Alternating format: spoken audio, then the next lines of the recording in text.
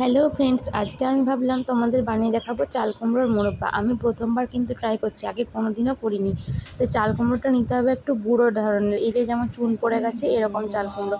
আর এই যে বীজগুলো দেখতে পাচ্ছ বাদামি হয়ে গেছে, তো এই বীজগুলোকে বাদ দিয়ে দিতে হবে। মানে এইটা দেখে তোমরা বুঝতে পারবে যে এই চাল কুমড়োটার মোরব্বা করা হবে। তো আমি ভালো করে খোসাগুলো ছাড়িয়ে নিলাম আর বীজগুলো তুলে নিয়ে এখন এভাবে লম্বা মতো করে একটু কেটে নিয়েছি।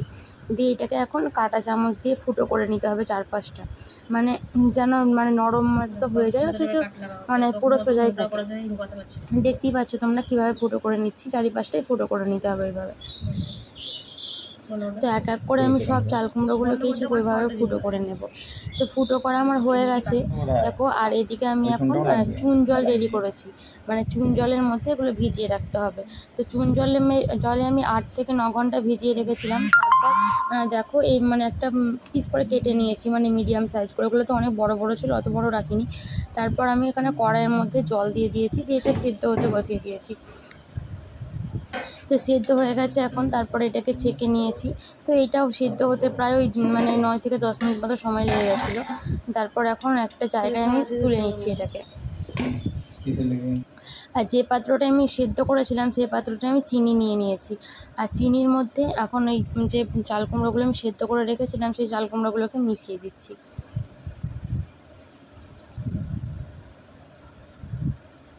তো চাল কুমড়োটাকে আমি মিশিয়ে দিলাম। তারপর আমি এবার ওটাকে ভালো করে নাড়াচাড়া করব। তো আমি নাড়াচাড়া করার জন্য যে খুন্তিটা দরকার, সেই খুন্তিটা আমি রান্নাঘরে রেখে চলে এসেছি। আর প্রথমবার করছি তো সব কিছু উল্টোপাল্টা হয়ে যাচ্ছিলো একটু, ইউটিউব দেখেই আমি করছি রান্না, এইটা রেসিপি বলতে যে চাল কুমড়োর মোরব্বাটা বানাচ্ছি সেটা আমি ইউটিউব দেখেই বানাচ্ছি।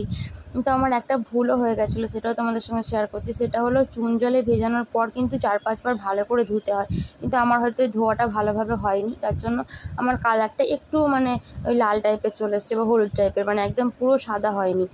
তো এখন দেখো চিনিগুলো দিয়ে ভালো করে মাখিয়ে নিয়েছি আমি।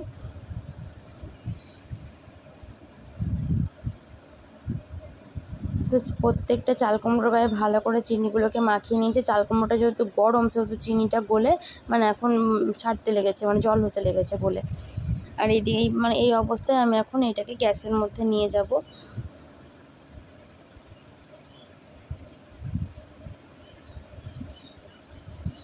তো ভালো করে মিশিয়ে নিয়ে দেখো গ্যাসের মধ্যে বসিয়ে দিয়েছি। আর দেখো চিনিটা গলে জল বার হয়ে গেছে মতো।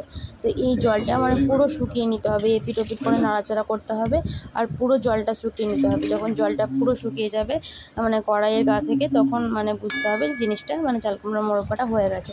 তো দেখো কত জল বার হচ্ছে, মনে হচ্ছে যেন অনেক জল বার হচ্ছে।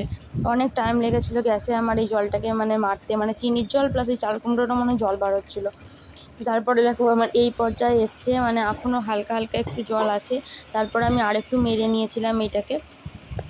তারপর আমার মোরব্বাটা রেডি হয়ে গেছিলো একদম।